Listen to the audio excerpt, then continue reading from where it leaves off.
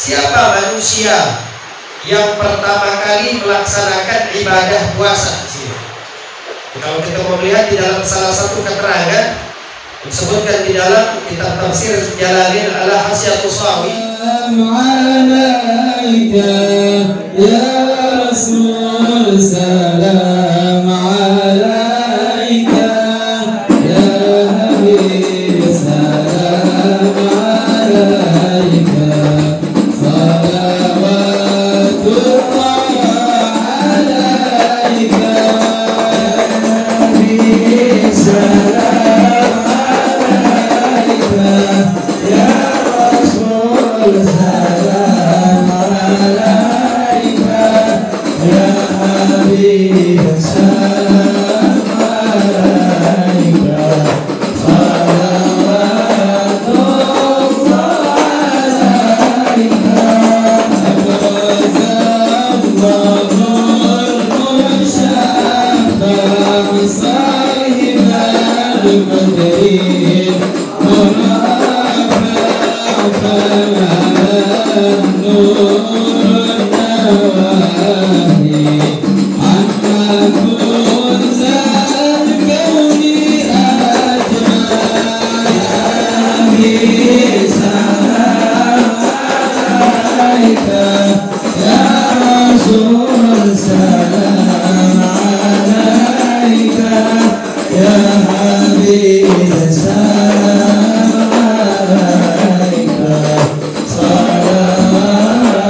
salawatullah alaika nukisat salam syirki wa bila syirki tasadda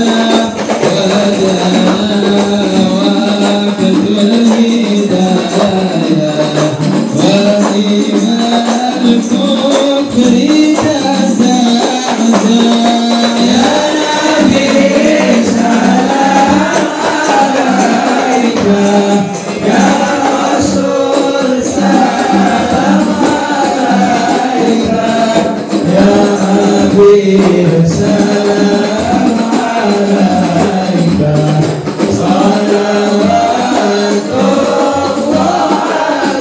alaika marhaban ya Nuraini marhaban marhaban ya Husaini marhaban marhaban ya Nuraini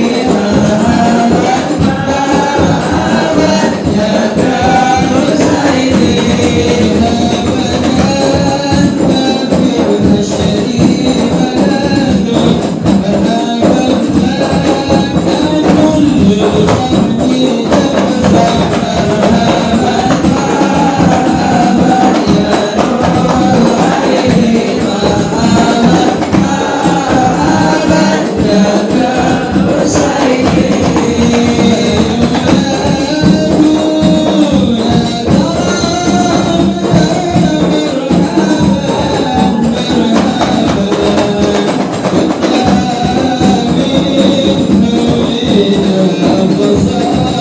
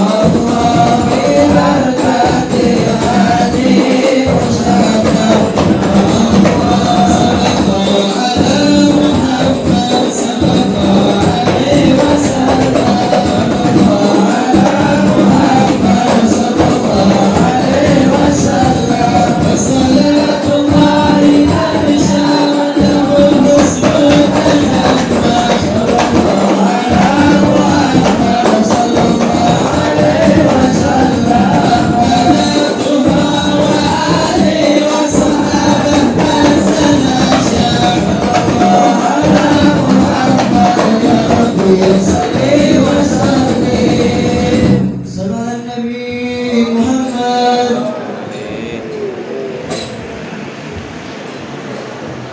Alhamdulillah, di bawah guyuran hujan yang begitu begitu banyak rahmat Allah Subhanahu wa Ta'ala yang diturunkan kepada kita pada saat ini, di mana ini tidak menurunkan daripada semangat kita di dalam menjalankan, menunaikan apa yang menjadi perintah Allah Subhanahu wa Ta'ala, apa yang menjadi sunnah dari Nabi besar kita Muhammad sallallahu alaihi wa alihi wasallam. Mudah-mudahan hadirnya kita, terkumpulnya kita di tempat yang insyaallah penuh dengan kemuliaan ini menjadi sebuah wasilah atas kebaikan-kebaikan yang Allah Subhanahu wa Ta'ala akan turunkan dan berikan kepada kita, tidak hanya di dalam kehidupan dunia, tapi insyaallah di dalam kehidupan akhirat kita nanti. Amin ya rabbal alamin. Salawat beriring salam marilah kita limpah curahkan kehadiran junjungan alam kekasih Allah baginda Nabi besar kita Muhammad sallallahu alaihi wa alihi wasallam. Mudah-mudahan kita menjadi umatnya, kita menjadi orang-orang yang berjalan di atas syariat dan sunnah beliau. Kita bisa mendapatkan salah satu kemuliaan yang telah Allah janjikan, yang telah Allah akan berikan kepada kita sebagai umat daripada baginda Nabi besar kita Muhammad sallallahu alaihi wasallam, itu melalui syafaatul ummah di yaumil qiyamah nanti. Dan pada akhirnya nanti kita bisa masuk ke dalam surga Allah Subhanahu wa Ta'ala bersama baginda Nabi besar kita Muhammad sallallahu alaihi wa alihi wasallam. Baik para hadirin dan hadirat yang sama-sama dimuliakan oleh Allah Subhanahu wa Ta'ala, di dalam pertemuan kita di pagi hari yang berbahagia ini, dan sekaligus pula pertemuan untuk tarhib Ramadan, dan untuk membekali diri kita, mempersiapkan diri kita masuk di dalam bulan suci Ramadan yang mulia. Seperti kita ketahui bahwa sesungguhnya bulan Ramadan merupakan salah satu bulan yang Allah jadikan dirinya sebagai penghulu daripada para bulan. Allah jadikan Ramadan sebagai pemimpin daripada para bulan, karena li'azamati, kemuliaan yang Allah jadikan di dalamnya, yang Allah tidaklah berikan di dalam bulan-bulan yang lain. Tidaklah Allah jadikan di dalam hari-hari selain daripada bulan suci Ramadan. Dan sudah menjadi sebuah keharusan bagi diri kita sebagai manusia-manusia yang mengharapkan kebaikan, sebagai manusia-manusia yang tidak lepas daripada pengharapan kepada Allah Subhanahu wa Ta'ala melalui ampunannya, melalui kasih sayangnya, melalui keberkahannya, melalui pembebasan atas diri kita daripada api nerakanya Allah Subhanahu wa Ta'ala. Maka sudah menjadi keharusan bagi diri kita untuk mempersiapkan diri kita dengan sebaik-baiknya, agar kita bisa mendapatkan apa yang Allah Subhanahu wa Ta'ala janjikan kepada para hamba-hambanya melalui kemuliaan yang Allah turunkan di dalam bulan suci Ramadan. Bulan suci Ramadan merupakan salah satu kewajiban dan perintah yang Allah Subhanahu wa Ta'ala perintahkan kepada kita. Jadi kalau kita mau melihat yang namanya ibadah puasa ini, merupakan salah satu ibadah yang dikatakan sebagai syariatul qadimah, sebagai salah satu ibadah yang tertua di antara beberapa ibadah yang Allah jadikan ibadah tersebut sebagai ibadah-ibadah yang tertua. Jadi di antara ibadah yang tertua, yang dimana ibadah ini tidak hanya dilakukan oleh Nabi kita Muhammad SAW, tapi ini telah dilakukan oleh para nabi-nabi sebelum Nabi Muhammad. Dan ibadah ini telah dilakukan oleh para rasul sebelum Nabi Muhammad, dan telah dilakukan oleh umat-umat terdahulu sebelum kita umat Nabi Muhammad melakukannya. Jadi kalau kita mau melihat siapa manusia yang pertama kali melaksanakan ibadah puasa, kalau kita mau melihat di dalam salah satu keterangan disebutkan di dalam kitab tafsir Jalalain Al-Hasiyat Tusawi, di mana disebutkan bahwa manusia yang pertama kali melaksanakan ibadah puasa itu adalah Nabi Allah Adam alaihi salam. Nabi Allah Adam alaihi salam, ketika Allah turunkan beliau dari dalam surga, dan yang menjadi sebab daripada dikeluarkannya Nabi Allah Adam dari dalam surga, kita ketahui bahwa Nabi Allah Adam melakukan salah satu bentuk larangan yang Allah Subhanahu wa Ta'ala larang terhadap dirinya dan juga kepada istri beliau, yaitu Sayyidatina Hawa. Dan pada saat ketika Nabi Allah Adam diturunkan oleh Allah Subhanahu wa Ta'ala ke muka bumi, dan yang menjadi salah satu bentuk taubat dari Nabi Allah Adam alaihissalam, yang menjadi salah satu bentuk penyesalan yang ditunjukkan oleh Nabi Allah Adam alaihissalam adalah di mana beliau melaksanakan ibadah puasa selama 3 hari lamanya pada setiap bulannya. Nabi Allah Adam, beliau berpuasa selama 3 hari pada setiap bulan, yang dimulai dari tanggal 13, tanggal 14, dan tanggal 15, atau yang kita kenal juga dengan puasa Ayyamul Bid, itu puasa pertengahan bulan. Sekarang hari Ahad ini merupakan pertengahan daripada bulan Sya'ban, dan kita masuk di tanggal yang ke-13. Sekarang hari Ahad tanggal 13, besok hari Senin tanggal 14, dan malamnya adalah malam nisfu Sya'ban, dan hari Selasanya adalah tanggal 15. Ya, alhamdulillah bagi mereka orang-orang yang Allah mudahkan untuk berpuasa pada hari ini, yang mudah-mudahan pada malam nisfu Sya'ban besok, ketika mereka dalam keadaan berpuasa, ketika mereka dalam keadaan beribadah dan melakukan ketaatan kepada Allah Subhanahu wa Ta'ala, di mana catatan amal umat manusia itu diangkat oleh para malaikat ke hadapan Allah Subhanahu wa Ta'ala, dan dilaporkan ke hadapan Allah Subhanahu wa Ta'ala.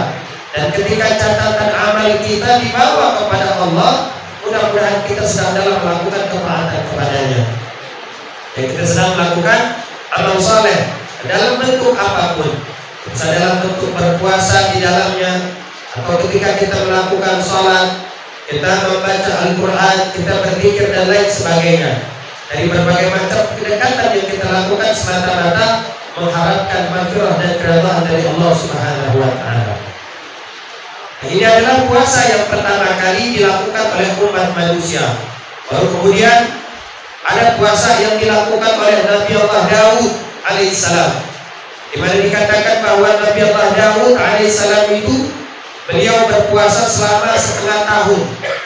Di syariat yang Allah turunkan kepada Nabi Allah Daud dan umatnya adalah di mana mereka diperintahkan untuk berpuasa selama 1/2 tahun, selama 5 bulan atau 6 bulan.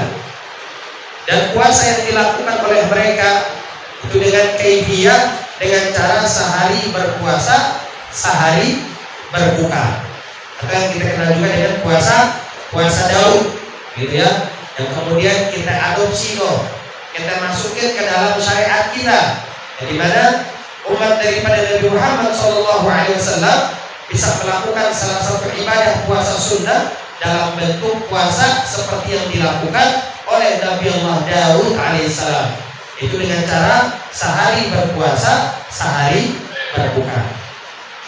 Kemudian kaum Yahudi, Allah perintahkan kepada mereka untuk berpuasa, Puasa yang dilakukan oleh orang-orang Yahudi pada saat itu selama 40 hari. Kemudian orang-orang Nasrani juga berpuasa. Puasa yang dilakukan oleh mereka itu selama 50 hari. Jadi puasa yang paling singkat waktunya itu cuma puasa ini doang. Ya, bisa 29, bisa 30 hari. Paling singkat. Udah paling singkat puasanya pahalanya paling banyak. Ya, puasanya paling singkat, balasannya pahalanya paling banyak. Ya, kalau umat-umat terdahulu, para nabi dan rasul terdahulu, ketika mereka berpuasa 1 hari, yang mereka mendapatkan puasa balasannya 1 hari.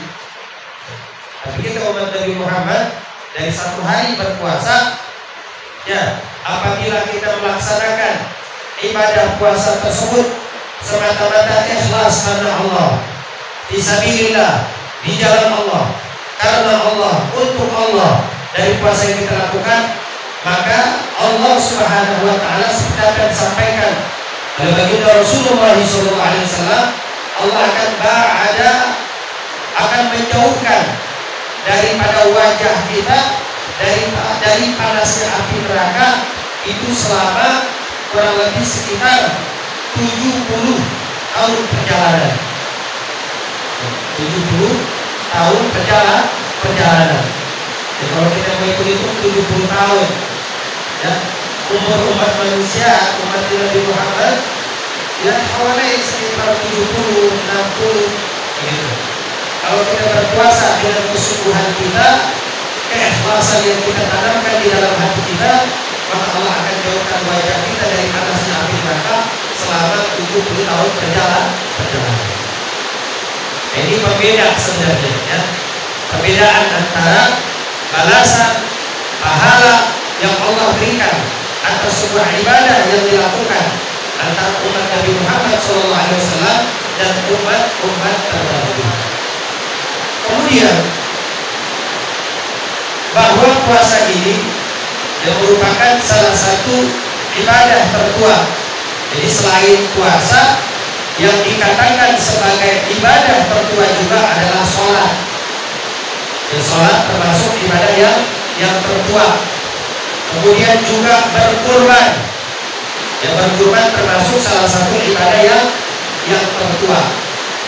Ya, kalau kita mau melihat siapa manusia yang pertama kali diperintahkan oleh Allah Subhanahu wa taala untuk berkurban. Siapa? Nabi Ibrahim. Jadi manusia yang pertama kali diperintahkan oleh Allah untuk berkurban adalah anak-anak Nabi Allah Adam alaihi salam. Bukan Nabi Ibrahim, ya. Jadi anak-anak Nabi Allah Adam alaihi salam, yaitu Qabil dan Habil. Ya. Itu ketika Allah sebutkan di dalam Al-Quran, di mana Allah memerintahkan kepada Nabi Muhammad SAW untuk menceritakan kepada para manusia tentang kisah daripada keduanya. In qarraba qurbanan fataqabbala min ahadihima wa lam yataqabbal min al-akhar. Di mana mereka berdua berkurban atas perintah Allah Subhanahu wa taala. Fataqabbala min ahadihima wa lam yataqabbal min al-akhar. Akan tetapi kurban yang diterima hanya salah satu dari mereka saja. Jadi ada korban yang diterima, ada korban yang tertolak. Kita tahu korban yang diterima itu adalah korbannya Habil. Dan korban yang tertolak adalah korbannya Qabil. Dan kemudian ketika Qabil melihat bahwa korban yang dipersembahkan untuk Allah itu tertolak, timbullah amarah yang begitu luar biasa.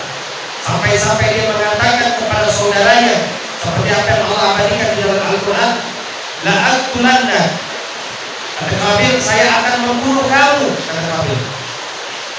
Tapi apa yang dikatakan oleh Habil? Habil mengatakan, inna Allah yataqabbalallahu minal muttaqin. Sesungguhnya Allah akan menerima satu ibadah yang dilakukan oleh orang-orang yang bertakwa, orang yang bersungguh-sungguh di dalam taqarrub, dalam mendekatkan diri mereka kepada Allah Subhanahu wa taala. Jadi ini merupakan 3 ibadah. 3 ibadah yang tertua yaitu berpuasa, kemudian sholat, kemudian berkurban. Dan perintah di dalam melaksanakan ibadah puasa ini itu berbeda, jadi bertahap. Allah menurunkan perintah untuk melaksanakan ibadah di dalam bulan suci Ramadan itu secara bertahap. Maksudnya apa? Jadi dibagi menjadi 2. Yang pertama, perintah itu turun dalam bentuk mukhayyar. Dan yang kedua, perintah tersebut diturunkan dalam bentuk muayyan. Apa arti mukhayyar dan apa arti muayyan di sini? Yang disebut dengan mukhayyar, ketika Allah memerintahkan Nabi Muhammad dan juga para sahabat ketika itu untuk melaksanakan ibadah puasa di dalam bulan suci Ramadan, di mana Allah masih memberikan kepada mereka pilihan mukhayyar, pilihan antara boleh berpuasa dan tidak berpuasa. Jadi bisa pilih pada saat itu, ya, dikasih kebebasan. Ente mau puasa silakan puasa, tidak mau berpuasa juga nggak apa-apa. Dan seperti apa yang Allah sebutkan di dalam Al-Quran, ayyaman ma'dudat, faman kana minkum maridan aw ala safarin fa'iddatun min ayyamin ukhra. Wa 'alal ladzina yutiqunahu fidyatun ta'amu miskin. Jadi kalau andai kata ente nggak mau berpuasa di dalam bulan suci Ramadan, nggak apa-apa nggak berpuasa, tetapi harus dikeluarkan dari kalian fidyahnya. Puasa nggak apa-apa, cuma harus dikeluarkan fidyahnya sehingga mereka terbebas untuk tidak melakukan ibadah puasa. Berselang beberapa tahun ketika Allah telah mengetahui bahwa Nabi Muhammad SAW dan para sahabat-sahabat ini sudah bisa dan mampu untuk melaksanakan ibadah puasa dengan sempurna tanpa harus memilih lagi antara berpuasa dan tidak, barulah kemudian Allah turunkan perintah di dalam melaksanakan ibadah puasa Ramadan dalam bentuk muayyan. Kalau muayyan berarti udah wajib, nggak ada tawar-menawar lagi udah. Ya, tidak ada tawar-menawar. Dan ini Allah perkuat lagi di dalam Al-Quran. Syahrul Ramadan alladzi unzila fihi al-Quran hudan lin-nasi wal bayyinati minal huda wal furqan. Faman syahida minkum syahra falyasum. Allah bilang begitu. Faman syahida minkum syahra falyasum. Jadi kalau andai kata kita mendapati bulan Ramadan, kita berada di dalamnya, falyasum, Allah memerintahkan kita untuk berpuasa.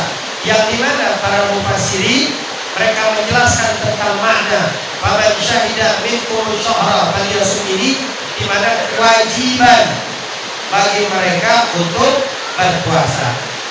Terkecuali, ya, ada pengecualian bagi mereka orang-orang yang tidak mampu untuk melaksanakan ibadah puasa.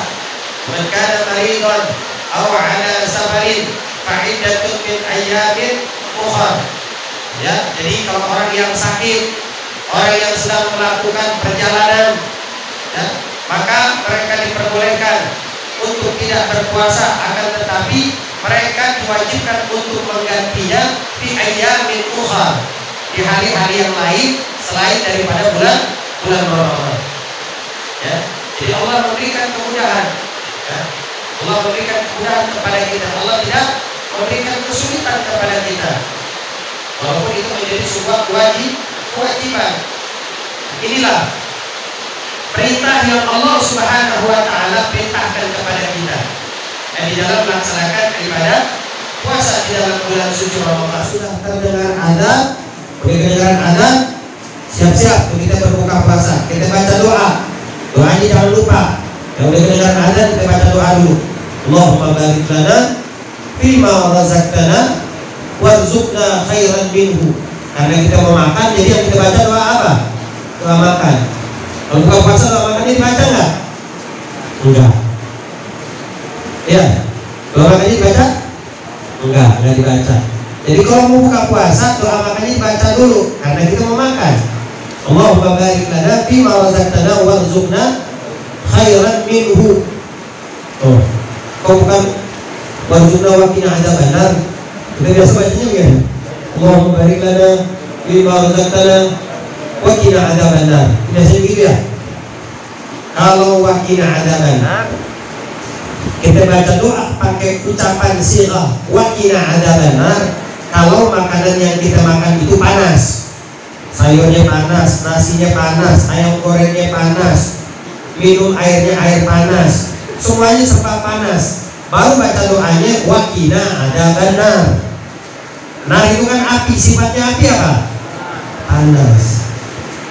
Kalau makanannya dingin, adem gitu ya, maka bacanya bukan wa qina adzabannar, warzuqna khairan minhu. Semoga Allah memberikan yang lebih baik daripada apa yang kita makan dan minum pada saat itu. Tuh. Kalau kita kagak, kita pukul rata semuanya. Iya, mau panas, mau dingin, mau adem, semuanya wa qina adzabannar. Ya, kagak begitu. Ya, jadi wa qina adzabannar itu hanya untuk makanan-makanan yang kita makan pada saat masih dalam keadaan panas. Kalau dia adem, dingin makanannya, baru kita bacanya warzuqna khairan minhu.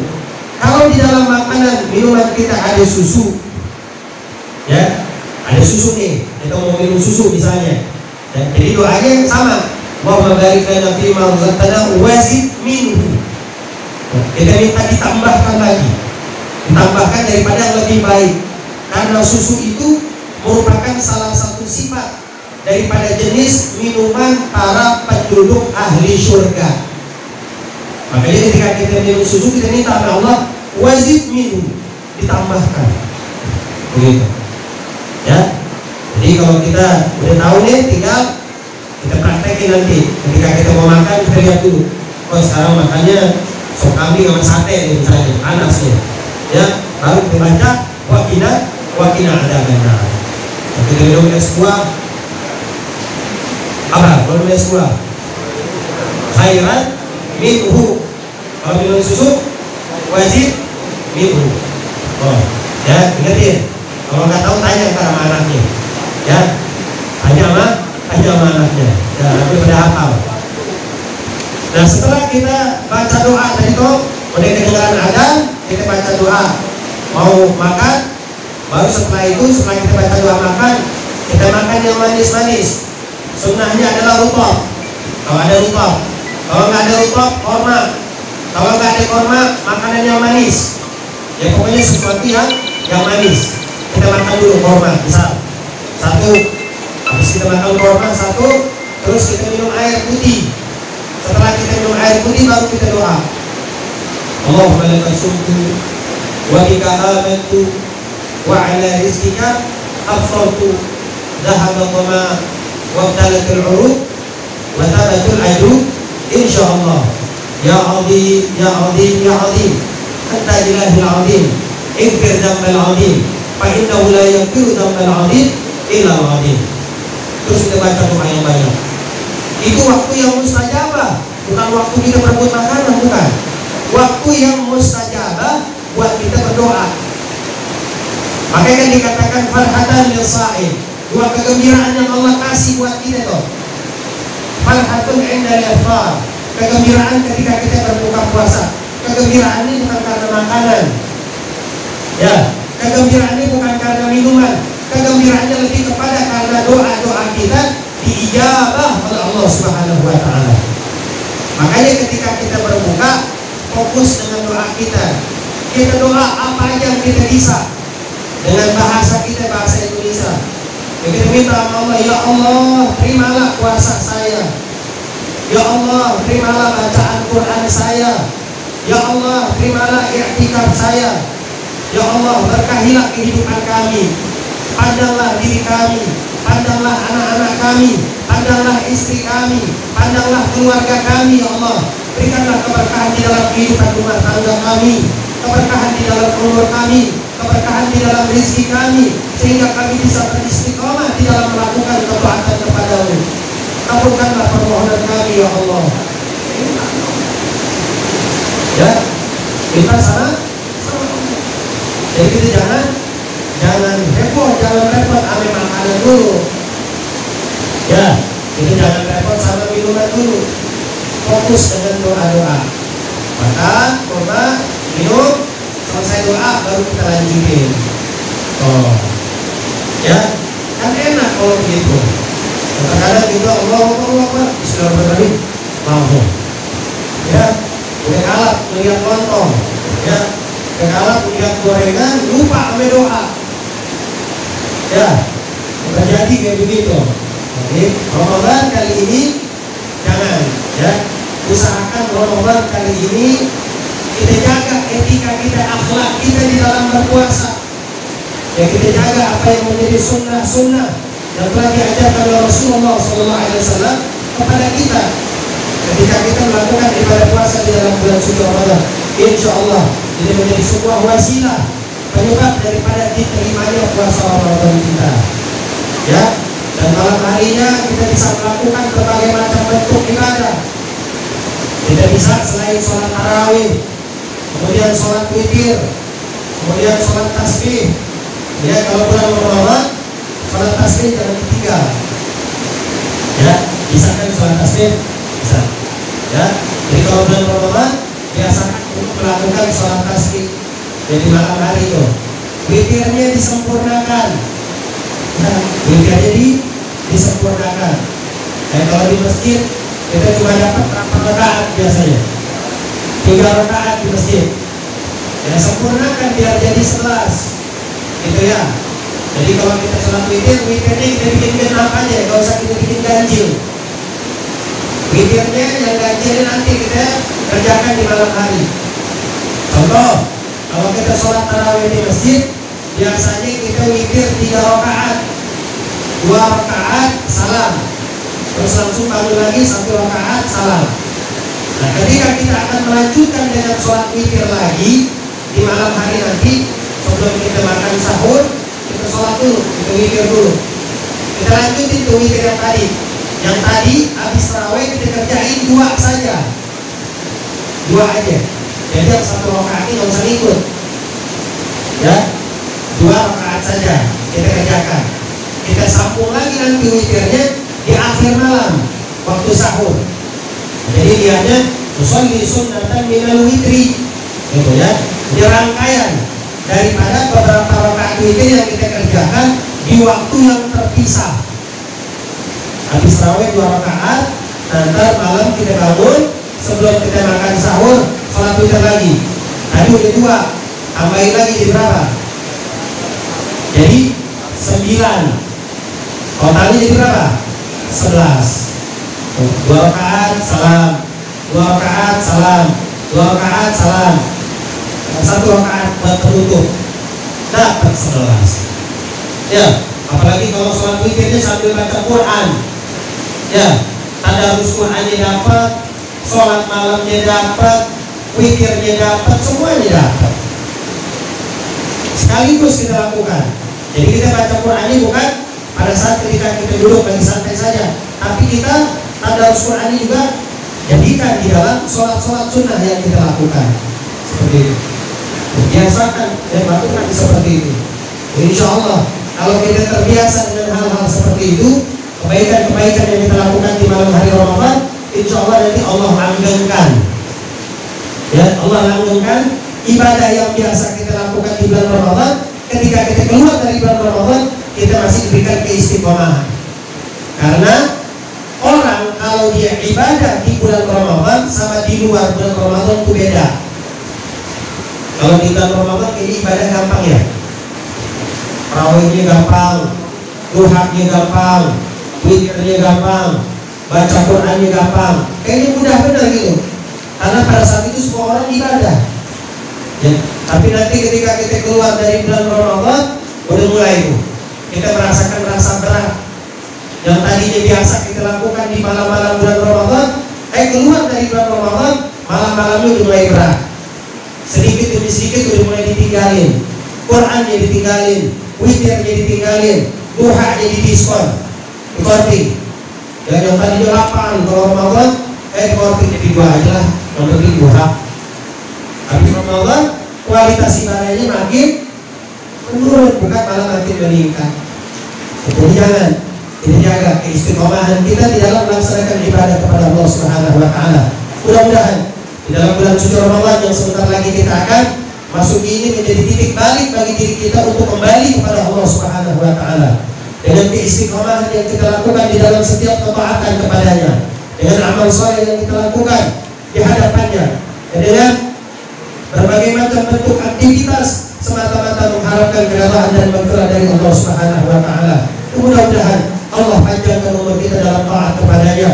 Allah berikan kemudahan di dalam rezeki dan pekerjaan kita. Allah berikan kemudahan di dalam mendidik anak-anak kita, agar anak-anak kita menjadi anak-anak yang salihin dan salihat.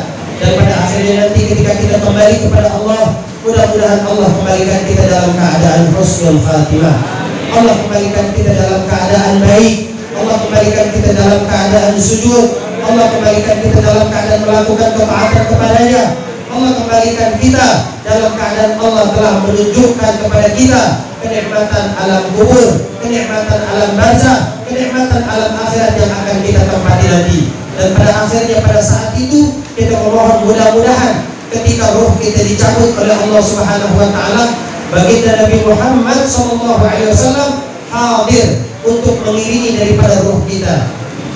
Inilah keinginan yang terbesar yang kita minta kepada Allah Subhanahu wa Ta'ala, agar kita ditempatkan bersama orang-orang yang baik, baik di dalam kehidupan dunia ataupun di dalam kehidupan akhirat nanti. Amin amin ya rabbal alamin. Mudah-mudahan sedikit daripada apa yang saya sampaikan ini bisa memberikan kemanfaatan untuk pribadi saya menyampaikan dan umumnya kepada para hadirin, dan kami atas nama pribadi, atas nama para asatidzah juga mengucapkan permohonan maaf yang seluas-luasnya, permohonan maaf yang seluas-luasnya atas kekhilafan, kesalahan, tingkah laku dan perbuatan yang telah kami lakukan selama 11 bulan kemarin tuh. Ya, mudah-mudahan permohonan maaf ini bisa diterima. Ya, permohonan maafnya bisa diterima. Ya, kita sebagai manusia tidak lepas daripada khilaf, daripada salah, daripada lupa dan kelalaian. Insyaallah mudah-mudahan Allah Subhanahu wa Ta'ala memberikan kebaikan daripada setiap permohonan maaf dan pemaafan yang kita berikan kepada saudara-saudara kita. Amin ya rabbal alamin. Hadallahu wa iyyakum ajma'in. Wassalamualaikum warahmatullahi taala wabarakatuh.